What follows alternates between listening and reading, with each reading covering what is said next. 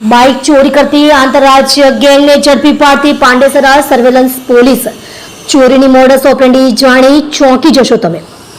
Pandesara police દ્વારા રીઢા અને શાતિર ચોરો રોહિત રાઠોડ, ઉપેન્દ્ર શર્મા અને આર્યન સિંઘનાઓને ત્રણેય આરોપીની ધરપકડ કરી સુરત શહેરમાં બાઇક ચોરીની ઘટનાઓથી પરેશાન લોકોને રાહત મળે તેવા સમાચાર સામે આવ્યા છે. પાંડેસરા પોલીસે શહેરના અલગ અલગ વિસ્તારોમાંથી બાઇક ચોરી કરતી એક સક્રિય ગેંગનો પર્દાફાશ કર્યો છે. 14 બાઇક કબજે, 3 આરોપીઓ ઝડપાયા. પાંડેસરા પોલીસે ચોક્કસ બાતમીના આધારે કાર્યવાહી કરીને 3 આરોપીઓને ઝડપી પાડ્યા છે. આરોપીઓની પૂછપરછના આધારે પોલીસે ચોરી કરેલા કુલ 14 વાહનો કબજે કર્યા છે, જેની કિંમત લાખો રૂપિયા થવા જાય છે. ચોરીની મોડસ ઓપરેન્ડી પોલીસ તપાસમાં બહાર આવ્યું છે કે આ ગેંગની મોડસ ઓપરેન્ડી કાર્ય કરવાની પદ્ધતિ ચોંકાવનારી હતી.